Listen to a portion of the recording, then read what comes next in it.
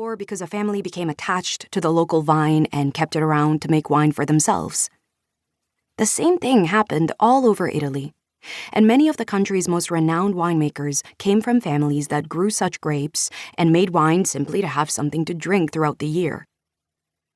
While wine has been made and traded in Italy since before the time of the Greeks and Romans, Italian wine as we know it today is a relatively new idea.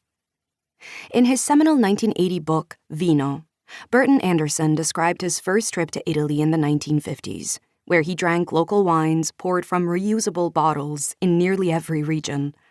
What he tasted was simple but good, and when he came across a bad bottle, it was so inexpensive that he couldn't get upset about it.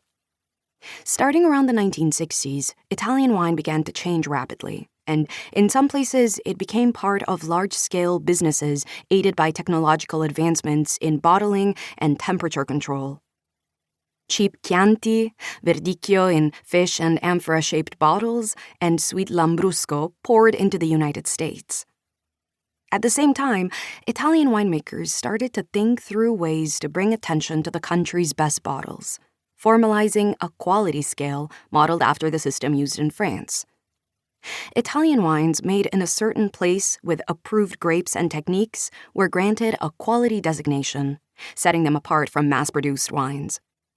What came to be called the DOC system soon became recognized for all its faults. Why was this wine elevated to a higher status over that one? Why was this grape allowed in this wine but not in that one?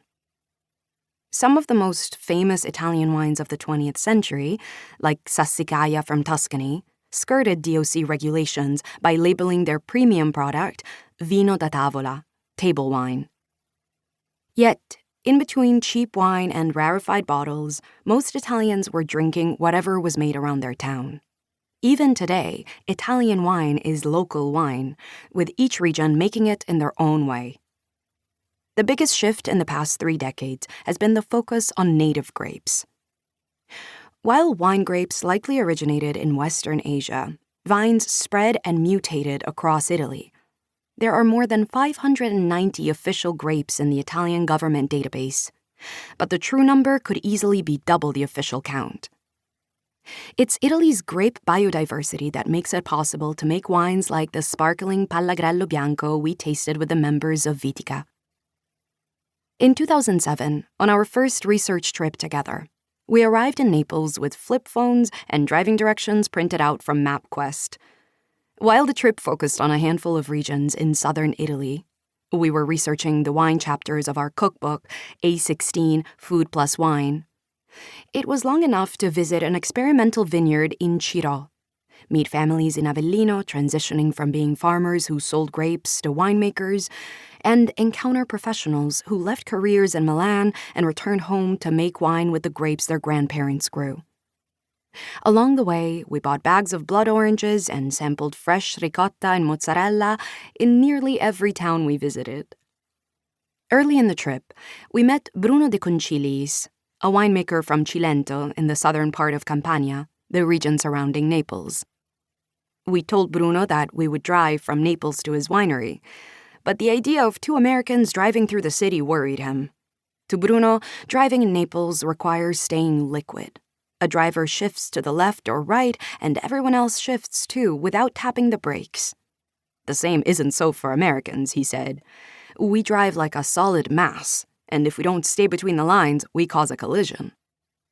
To prevent disaster, he took the train into Naples and met us at the rental agency, where we gladly handed him the keys to our beat-up silver Opel.